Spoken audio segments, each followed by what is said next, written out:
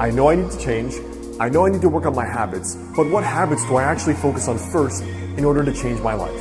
Now in this video, I want to share what I recommend would be the very first habit that actually can change your life in a very big way, especially if you need to get fitter, you need to work on your finances, or there's a lot that needs to be worked on and you're completely reinventing yourself. So I want to start with the story first to see if you can spot some of the key differences between two people that are both trying to reinvent themselves. June 15th, 1954. Two beautiful twins are born into the world. Their names are Billy and Kelly. Now they're both born into the same social class, middle class. They're both raised by great parents in a loving, supporting household, a household that encourages them to go after their wildest dreams. They both go to the same school and even hang out with the same friends. They eat the same potluck dinner every night and they play the same sports. They take the same vacations and they even read the same books. They're both into personal development, so they read at least one great book per month. They both get married and go on to have kids and create warm, loving families that celebrate the holidays together. They both read the same magazines, watch the same TV shows, and even go to many of the same events as adults. But here's where they differ.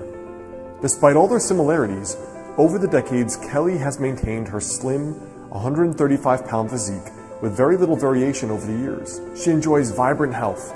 She's bursting with energy that allows her to juggle her career and a family and still maintain her sanity. She sleeps soundly at night with the worries of her own life and the world not keeping her up. She's pretty much never had a muffin top, and even now at age 48, even though she's gained a tiny bit of weight, she still looks great. She also has almost $750,000 saved. Everyone describes her as so happy she could be on Prozac, and she seems to have it all. Her brother Billy, however, is a different story altogether. Even though Billy and Kelly were both at healthy weights in their 20s when it's easy, Billy is now 50 pounds overweight with high blood pressure, pre-diabetes, sleep apnea, a spastic colon, no sex drive, and exactly zero energy. In fact, he doesn't even remember what being healthy felt like, since all he deals with every day is constant, impenetrable fatigue and brain fog that hits him the second he wakes up. But despite earning a strong six-figure income, he's over $50,000 in debt with virtually no savings.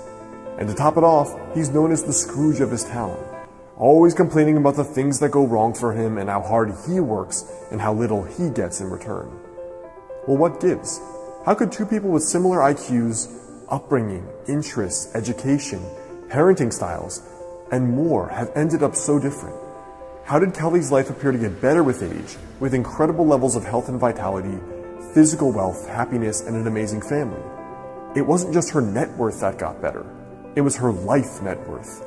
And how could Billy seem like a pawn thrown around in the wind by an angry deity? What is he missing that she possesses?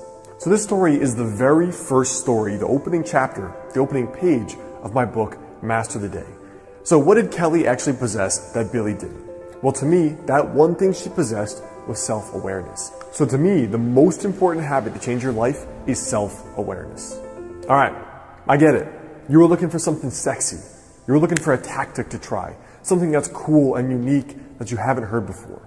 But here's why self-awareness is the key, and it is not sexy and not the sexy things that make people successful in a holistic sense. Self-awareness shows you three things in your life.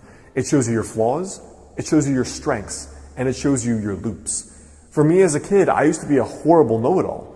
I would read books on every subject imaginable. I read hundreds of books. And the thing is, I knew lots of things from an intellectual perspective. I could tell you about sports and medicine and philosophy and meditation from an intellectual perspective, but not from a direct experience perspective. You know, I knew a lot about sex, but not about having sex, if you know what I mean. That my flaw was that I was a know-it-all. So it took me years of self-awareness practice to understand that was a flaw. And sometimes it's better to keep friends than to be right.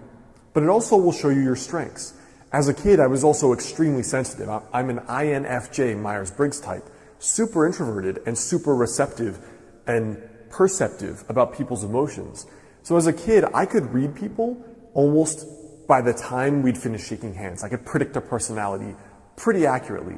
And it was kind of scary to me, but it was through these self-awareness exercises that I could learn that was actually a gift. That was actually something I was good at. But that was also something to know I should double down on what my strengths were. Now, the third aspect of self-awareness, why it's the most important habit, is that it shows you your loops. You know, when I was a kid, whenever I would complain to my mom and be like, I wanted to go to my friend's house, she'd say, you sound like a broken record. All of us have loops. There are many names for these things, but they're basically the behaviors you know about your own friends and family that they always do that's annoying as hell, and you know that it's not helping them in life. For me, I once had one of these clients where she was looking for all these mystical solutions to her problems, like looking for Jesus, looking for deities, looking for meditation, trying to solve her marriage issues, and she was going out far out looking for the solution. And when I got to talking to her, within 5 minutes, I realized she always complains, she's super negative, she puts people down, she's highly critical of others and herself. And I was like, this woman was looking for God, and what she needed was to work on her flaws. And her flaws were very obvious, and chances are they were loops that had been present in her life probably for decades. And so when people complain they're not getting results, there's almost always a loop. The loop is sometimes a belief, sometimes a physical habit, but most often it's a combination of both. Through self-awareness, you will know when you go into yourself what your flaws are, what is stopping you from having whatever the results are you want in your relationship, in fitness, in finances. All right, so what do you actually do about self-awareness though? How can you actually improve it? Well, meditative traditions have been doing that for thousands of years, but for me, what I did was a nightly review. Now, I've talked about this before in some of my previous videos, but you can just as easily do this with a blank piece of paper. And here's what I do. You say, what did I do well today? What did I not do well? And what loops do I need to work on breaking? So for example, you might have realized, hey, yesterday you did a good job complimenting your aunt on losing weight when you saw her at Christmas or Thanksgiving. That's a great trait. However, you might have noticed that your mom commented on you and you got insecure, felt threatened, and you lashed out. And you're like, Mom, blah, blah, blah, blah. You know, you regressed maybe 10 or 20 or 30 years. It's okay, it happens. But I would put that on that paper. Great job complimenting people in a genuine way. That's a great trait. What I need to work on, not getting so defensive when mom talks to me about my weight or with some other issue. Most often it happens with family because we are great at triggering each other. That's a great example of what I would need to work on. And then the third thing is, what are the loops that I need to fix? For example, in my early and mid-20s, I struggled a lot with saving and earning more money.